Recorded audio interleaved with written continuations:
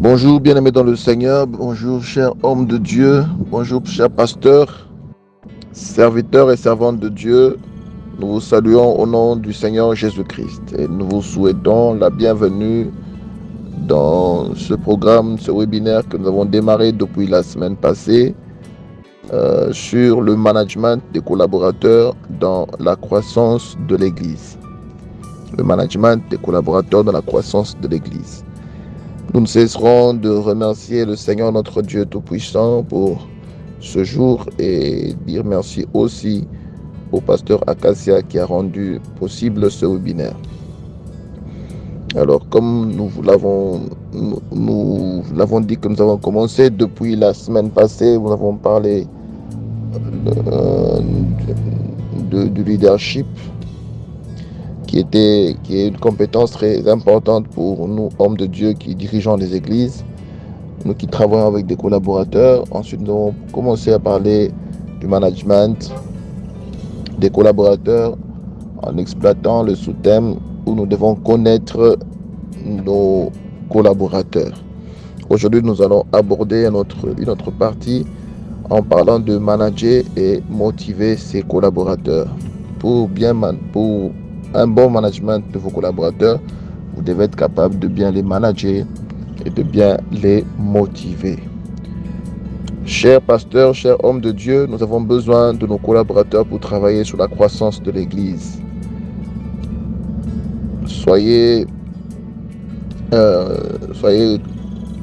Faites comme Moïse, soyez de bons leaders, soyez de bons managers, en comprenant que vous ne pouvez pas faire tout le travail vous-même, vous seul.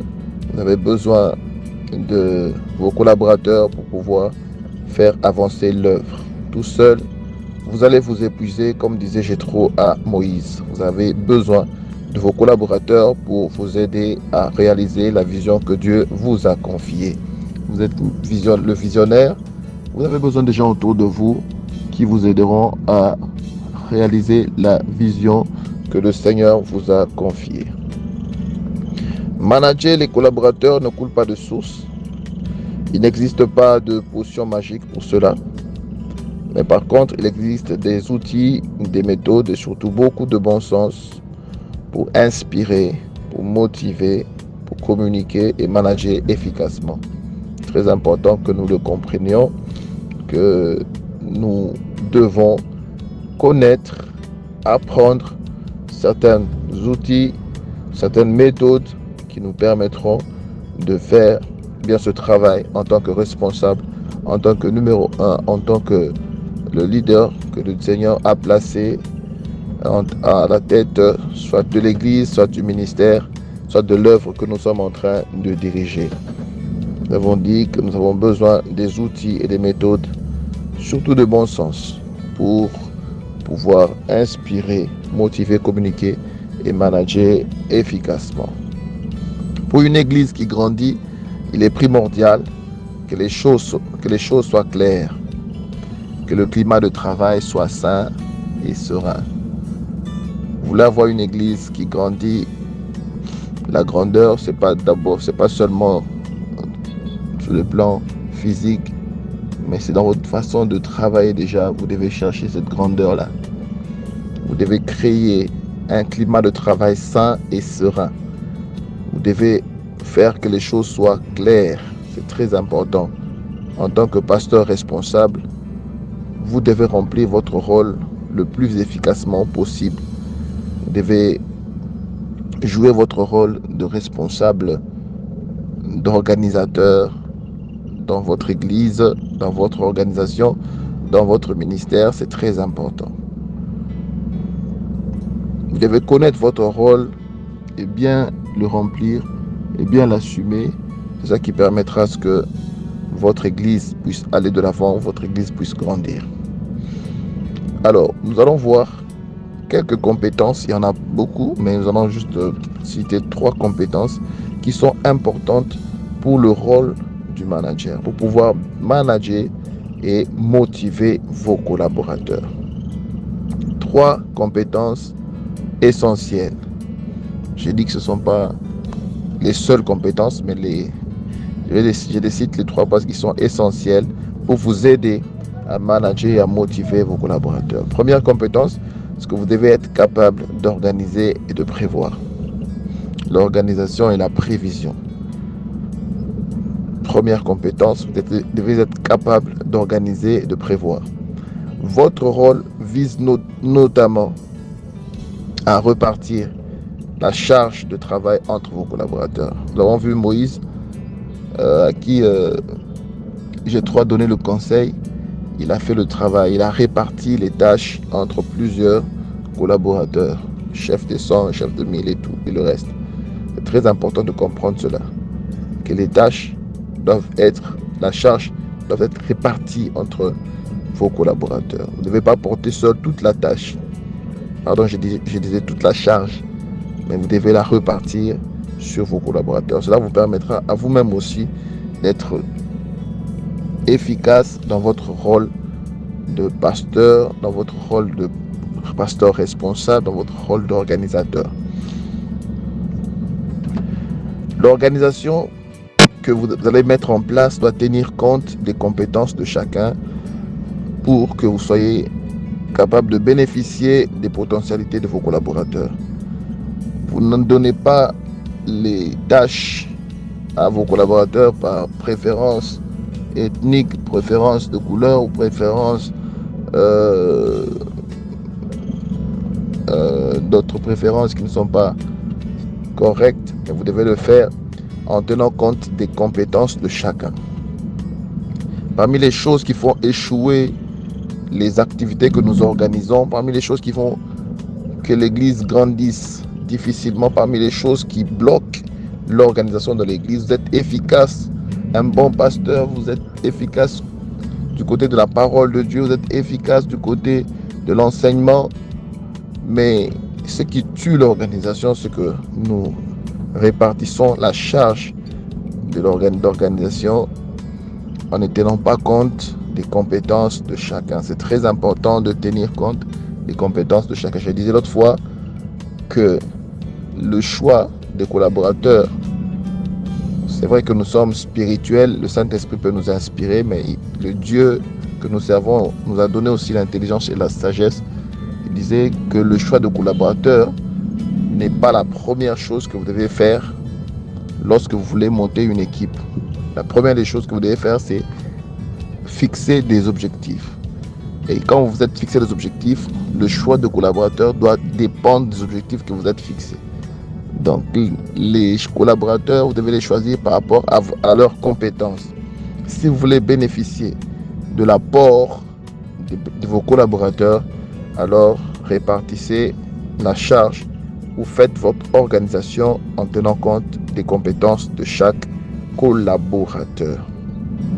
C'est pour cette raison que je vous dis que j'ai parlé à la deuxième séance de connaître vos collaborateurs. Vous devez les connaître personnellement. On a donné beaucoup de méthodes qui pouvaient vous aider à connaître personnellement chaque collaborateur. Quand vous le connaissez, vous savez qu'il est capable de faire ceci ou de faire cela.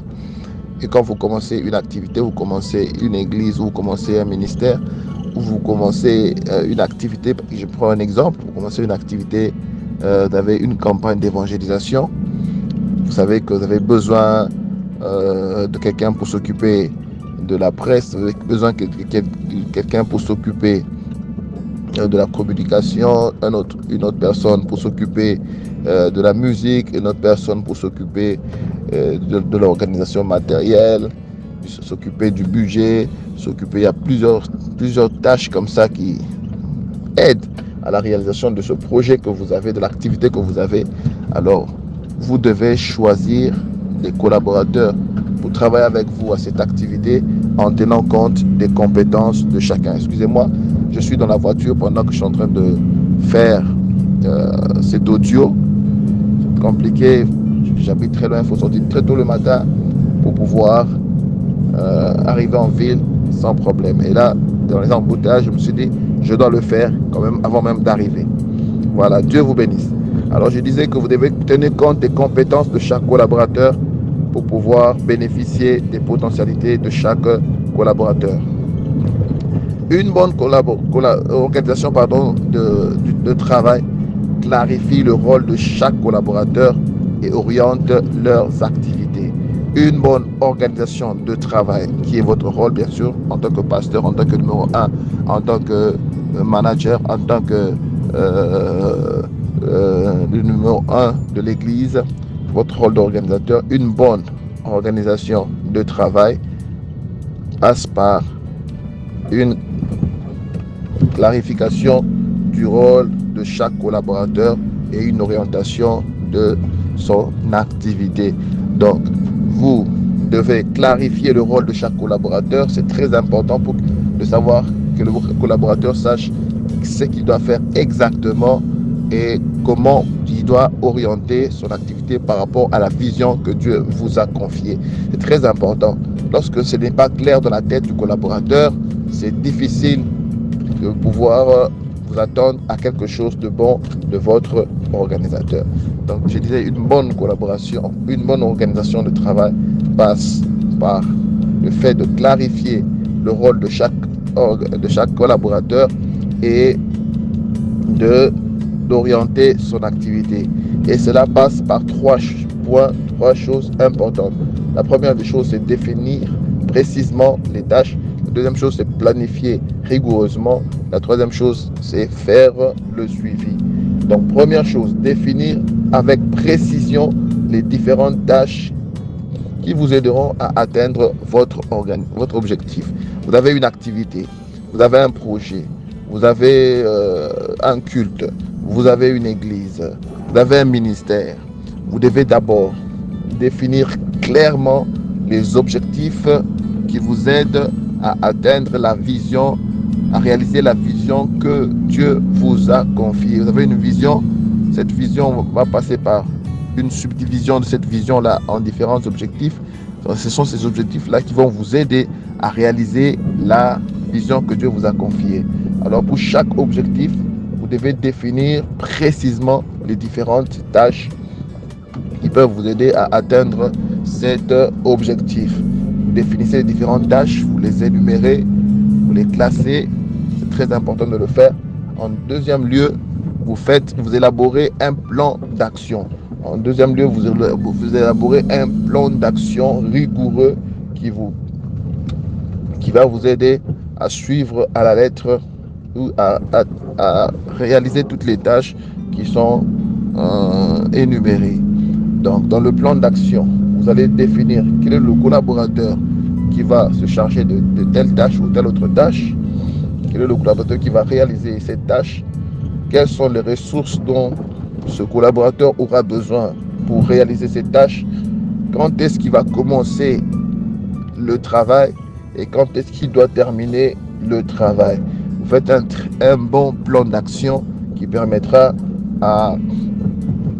au collaborateur de connaître la tâche qui lui est confiée, les ressources mises à sa disposition, les ressources humaines, les ressources techniques, les ressources matérielles, les ressources financières, toutes sortes de ressources qui sont mises à sa disposition, et il doit savoir quand est-ce qu'il va commencer et savoir quand est-ce qu'il va terminer, et il doit connaître quels sont les critères qui lui feront dire qu'il a atteint la tâche ou qu'il a atteint l'objectif ou qu'il a réalisé parfaitement la tâche qui lui est confiée. C'est très important, je vais le répéter, un plan d'action qui vous permette de suivre à la lettre vos collaborateurs. Dans ce plan d'action, vous allez, pour chaque tâche, placer un collaborateur qui sera chargé de cette tâche. Et à ce collaborateur, vous devez définir quelles sont les ressources que vous devez mettre à sa disposition. Ce sont les ressources humaines, ce sont les ressources matérielles, ressources techniques, ressources financières, toutes les ressources dont il a besoin pour pouvoir réaliser cette tâche. En plus, il doit savoir quand est-ce qu'il va commencer la réalisation de cette tâche et quand est-ce qu'il doit terminer. Et il doit connaître les critères d'évaluation, les critères qui lui permettent de se dire qu'il a vraiment réalisé la tâche, oui ou non. Donc, c'est très important de ce qu'il sache quelles sont les ressources mises à sa disposition, quel temps lui est donné pour pouvoir réaliser ces tâches et ensuite quelle qualité de résultat vous attendez en lui confiant cette tâche. C'est très important que cela soit clarifié dans votre organisation. C'est à vous, pasteur, de le dire à vos collaborateurs pour que chacun puisse travailler en tenant compte de cela. Troisième chose, vous devez faire le suivi. Faire le suivi pour savoir si l'évolution du travail de votre collaborateur est bon ou il évolue ou il n'évolue pas. Est-ce qu'il fait bien son travail? Est-ce qu'il est en train? Il est toujours dans le temps que vous lui avez confié? Est-ce qu'il utilise les ressources mises à sa disposition d'une manière optimale? Est-ce que son travail est conforme aux résultats attendus? C'est très important de faire le suivi. C'est pas vous avez confié une tâche à quelqu'un, vous l'oubliez. Non, c'est très important. Vous devez savoir quel moment est-ce que vous devez le revoir ou revoir le travail qu'il est en train de faire pour un bon suivi. Donc, pour faire le suivi, vous devez tenir compte du temps. Est-ce qu'il est dans le temps? Est-ce qu'il utilise les ressources de manière optimale? C'est-à-dire, est-ce qu'il fait des choix, des options les plus favorables? Est-ce qu'il utilise les ressources? C'est-à-dire, travailler de manière optimale, ça veut dire comment utiliser moins de ressources pour plus de résultats. C'est ça l'objectif du travail, l'utilisation optimale des ressources. Moins de ressources pour des résultats, pour plus de résultats. Est-ce qu'il est en train de travailler dans ce sens-là? Est-ce qu'il tient compte de la qualité que vous avez exigée ou des critères que vous lui avez donné pour la réalisation de sa tâche? C'est très important. Donc, j'ai dit 3 choses importantes. Vous devez préciser les différentes tâches. Ensuite, faire un plan d'action où vous attribuez chaque tâche à un collaborateur. Vous définissez les ressources dont il a besoin. Vous lui dites quand il va commencer et les critères de réussite de sa tâche. Ensuite, vous devez faire le suivi. C'est ça le rôle du manager, le rôle du pasteur, le rôle de l'organisateur prévoyant que vous devez être. Ne cherchez pas à tout faire, mais cherchez à être l'organisateur prévoyant qui gère tous les collaborateurs. Donnez-leur l'occasion de travailler en leur confiant à chacun une tâche pour la réalisation pour atteindre votre objectif. Organiser consiste à permettre à chaque organisateur de savoir ce qu'il a à faire, de connaître son champ d'action et son périmètre de responsabilité. C'est très important. Donc, si vous voulez être un bon organisateur en tant que pasteur d'église, en tant que pasteur responsable, en tant que numéro 1 de l'église, vous devez faire que chaque collaborateur sache ce qu'il a à faire exactement et qu'il connaisse son champ d'action et son périmètre de responsabilité. C'est pour ça que vous devez d'abord définir les tâches et à chaque tâche, vous attribuez et pour chaque tâche, vous placez un responsable, un collaborateur qui va gérer la tâche.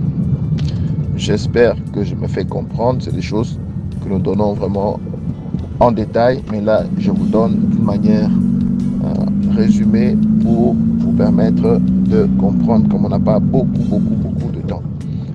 Pour tous ceux qui auront besoin d'en savoir plus,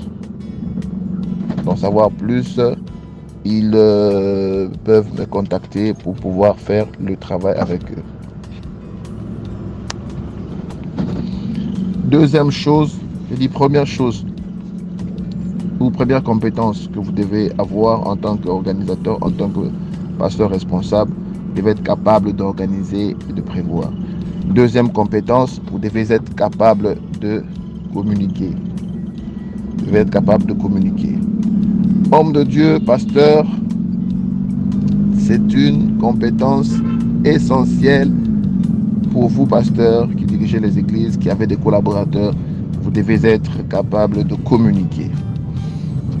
Communiquer dans votre équipe, c'est très important. Être capable de communiquer, c'est quoi? Être capable de communiquer veut dire que vous devez formuler efficacement vos demandes pour que vos collaborateurs réalisent les tâches et atteignent les objectifs fixés. Mais aussi, vous devez permettre à vos collaborateurs de s'exprimer librement, d'exposer leurs idées, d'exposer leurs besoins, leurs propositions, leurs réflexions et leurs ressentis. C'est très important. Et premièrement, vous devez formuler efficacement. Vous devez communiquer. Vous devez leur faire comprendre d'une manière bien précise ce qu'ils doivent faire, ce que vous attendez d'eux. Vous devez formuler efficacement vos demandes pour que vos collaborateurs réalisent les tâches et atteignent vos objectifs. De l'autre côté, vous devez bien formuler, bien expliquer la vision, bien expliquer la tâche, bien expliquer les critères de succès, les critères de réussite, bien expliquer ce que vous attendez d'eux quand ils auront compris. Ça, c'est votre part. Deuxièmement, vous êtes capable de les laisser, de leur permettre d'être libres de s'exprimer. C'est important de les écouter quand ils vous parlent. Donc, vos collaborateurs doivent se sentir libres de vous dire ce qu'ils pensent, de vous dire ce dont ils ont besoin, de vous donner des idées, de s'exprimer, de vous exprimer leurs besoins, leurs propositions, leurs réflexions. Lorsque vous avez des collaborateurs qui ont peur de vous, qui n'osent pas vous dire des choses, qui n'osent pas s'exprimer, qui n'osent pas vous dire ce que vous devez, ce qu'ils attendent de vous, ce qu'ils pensent du travail qu'ils sont en train de faire, sachez que ça sera difficile pour vous de pouvoir obtenir des résultats qu'il faut pour l'objectif que vous voulez atteindre. Pour bien communiquer avec vos collaborateurs, vous devez savoir deux petites choses: écouter pleinement et donner du feedback régulièrement. Donc, vous écoutez vos collaborateurs. Pour espérer qu'ils vous écoutent, vous devez commencer par les écouter. Pour espérer que vos collaborateurs vous écoutent, vous devez commencer par les écouter vous-même. Deuxièmement, vous devez leur donner du feedback régulièrement. Ça veut dire, dans leur façon de travailler, vous devez faire le point avec eux. Avec chaque collaborateur, vous devez faire le point. S'il a mal orienté son travail, vous devez rectifier le tir. S'il n'a pas bien compris les choses, vous devez lui réexpliquer.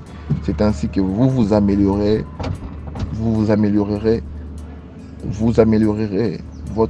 le travail de votre collaborateur et vous progresserez de cette manière-là. Vous voyez que c'est très important de comprendre votre rôle d'organisateur, votre rôle de pasteur en développant cette compétence de communication. Je disais bien, vous devez être capable de exprimer efficacement, formuler efficacement les besoins à vos collaborateurs et les laisser et leur permettre aussi de vous dire, de s'exprimer librement par rapport à ce qu'ils pensent du travail, par rapport à ce qu'ils pensent de l'église, par rapport à ce qu'ils pensent de l'évolution de l'église. C'est très important. Ils doivent être capables de vous proposer des idées et de vous sentir et qu'ils sachent que vous les écoutez et que vous travaillez avec eux ensemble. Que le collaborateur se sente auprès de vous, qu'il se sente orienté, qu'il se sente accompagné et qu'il se sente coaché par vous. Que votre collaborateur se sente coaché par vous, c'est très très important. Qu'il se sente accompagné par vous, qu'il se sente orienté par vous. Mais lorsqu'ils se sentent abandonnés, ils se sentent seuls, c'est très difficile que vous puissiez vous attendre à un résultat meilleur. Lorsque le collaborateur ne sait pas exactement ce que vous attendez de lui, lorsqu'il ne sait pas c'est quoi le résultat que vous vous attendez de lui, lorsqu'il ne sait pas bien faire son travail lorsqu'il ne sait pas faire des propositions, lorsqu'il ne sait pas s'exprimer, Ne vous attendez à rien de bon de ce collaborateur-là. Quand votre collaborateur ne se sent pas libre de s'exprimer devant vous, quand votre collaborateur ne sait pas ce que vous attendez exactement de lui, ne vous attendez à rien de ce collaborateur-là. Donc, développer cette compétence en communication, c'est très important dans votre rôle de pasteur, de responsable numéro 1. Troisième compétence que vous devez développer, c'est que vous devez être capable de motiver. Nous allons terminer par là. Être capable de motiver. Pasteur, c'est très important que vous compreniez que vous êtes appelé à maintenir la motivation de chaque collaborateur au maximum et à repérer tout signe de démotivation.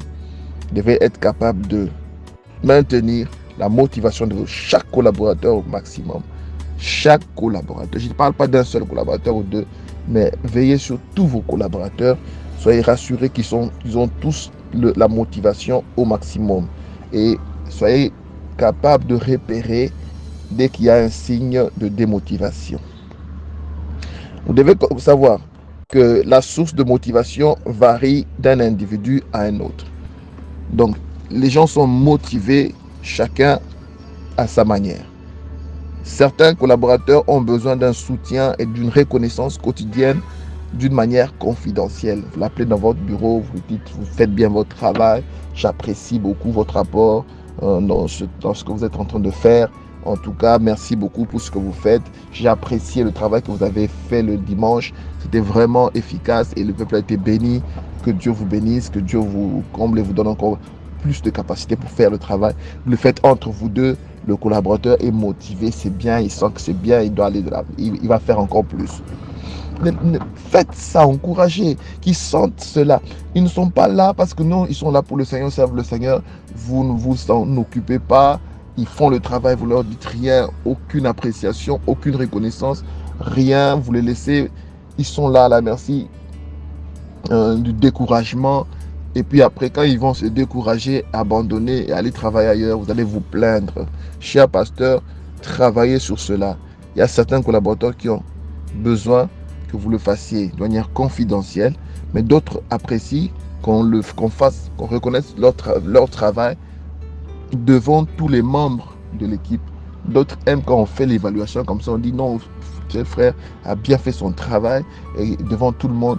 Là, ça le motive encore davantage. Vous devez connaître vos collaborateurs. Il n'y a pas de mal à cela que vous reconnaissiez son travail devant tout le monde. Il n'y a pas de mal à cela. C'est ça qui le motive.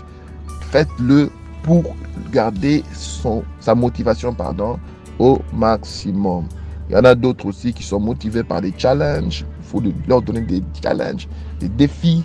D'autres qui sont motivés par des primes. Donc, vous devez bien connaître vos collaborateurs afin de les aider à être toujours motivés pour faire le travail. J'espère vraiment que je suis en train de me faire comprendre par rapport à cela. C'est votre travail de motiver vos collaborateurs. Lorsque les collaborateurs ne sont pas motivés, ne soyez pas toujours là pour les pointer du doigt. Ne soyez pas toujours là pour les condamner. C'est à vous. C'est votre responsabilité de les motiver, de les maintenir en motivation au maximum. C'est votre responsabilité. Ce que vous faites va soit les motiver, soit les démotiver. C'est très important. Ne les gardez pas loin de vous. Soyez près d'eux pour apprécier ce qu'ils font, pour les encourager à faire mieux. C'est très, très important. Il y a des pasteurs il y a des pasteurs qui ont des collaborateurs. Ils le placent là pour prêcher. Le frère a prêché, il a fini son travail. C'est lui qui était prédicateur dans ce culte-là. Le pasteur ne lui dit rien du tout comme réaction. Aucun feedback. Il regarde. Oh, Dieu te bénisse, c'est fini. Les hommes, Dieu les a créés avec ce besoin-là d'avoir un feedback. On vous dit, le travail était bien fait, j'ai beaucoup apprécié telle chose, même si telle place n'était pas très bien fait, mais en tout cas, en général, c'était bien. Qu'ils sentent qu'il y a quelqu'un qui l'accompagne, qu'ils sentent qu'il y a quelqu'un qui l'encourage. Alors pour motiver, 4 points pour motiver. Premier point pour motiver vos collaborateurs, partagez votre vision de manière enthousiaste. On avait dit à la première ou à la deuxième séance que lorsque la vision est inspirante, ça motive les collaborateurs. Donc, partagez votre vision de manière enthousiaste. Deuxième chose, montrez l'exemple. C'est très important. Pour motiver vos collaborateurs, ne soyez pas ce pasteur qui ne fait rien, ce pasteur qui croise les bras, ce pasteur qui laisse tout, qui ne montre pas l'exemple, qui demande aux autres de faire ce que lui-même ne sait pas faire, ce que lui-même ne peut pas faire, ce que lui-même n'a pas envie de faire. Montrez l'exemple, c'est très important. Soyez vrai. S'il vous faut ce jour-là, venir à l'église très tôt le matin, prendre le balai, commencer à balayer pour motiver ceux qui font le travail, faites-le. S'il faut ce jour-là, vous tenir avec les gens du protocole et faire le protocole avec eux, faites-le. Montrez l'exemple, soyez vrai, c'est très important. Je dis première chose, partagez votre vision de manière enthousiaste. Deuxième chose, montrez l'exemple. Troisième chose, encouragez, valorisez, reconnaissez et récompensez les efforts de travail. Je dis encouragez le travail, valorisez le travail, reconnaissez le travail et récompensez les efforts de ce travail-là, de vos collaborateurs. Lorsqu'un collaborateur fait un travail, vous devez l'encourager, vous devez valoriser son travail, vous devez reconnaître son travail. Une reconnaissance, c'est très important. Même des récompenses, c'est très important. Pour avoir bien travaillé, l'église a décidé de faire ceci pour vous, de faire cela pour vous, ou carrément vous l'appelez dans votre bureau, mettez-vous à genoux pour le travail que vous avez fait, je prie encore pour vous, pour que Dieu vous bénisse, pour que Dieu ajoute encore plus. Quand vous faites ça, le collaborateur se sent vraiment encouragé, il sera toujours motivé de faire le travail. Pasteur, tenez compte de ces choses, c'est très très important. Encouragez, valorisez, reconnaissez et récompensez le travail fait par vos collaborateurs. Et la quatrième chose pour motiver, impliquez, responsabilisez et rendez autonomes. Impliquez, travaillez pour l'implication de vos collaborateurs dans le travail, responsabilisez-les. C'est très important. Certaines personnes se sentent motivées quand vous les responsabilisez pour une tâche dans l'église. Et ça va les motiver et aussi aider-les à être autonomes dans le travail qu'ils font. Ne soyez pas tout le temps là en train de faire le travail à leur place, mais laissez-les libres de s'exprimer dans le travail qu'ils sont en train de faire, de faire le travail à leur manière. Et vous êtes là, vous êtes juste en train de suivre. Tenez compte de trois choses. Est-ce qu'il est dans le temps? Est-ce qu'il utilise les ressources de manière optimale? Est-ce qu'il est dans les critères exigés par rapport à la tâche qu'on lui a confiée? C'est tout ce qui vous importe. Le reste, ses méthodes, sa façon de faire, son implication, ça le regarde, qu'il soit autonome dans le travail qu'il fait. J'ai dit 4 choses pour motiver vos collaborateurs. Première chose, partagez votre vision de manière enthousiaste.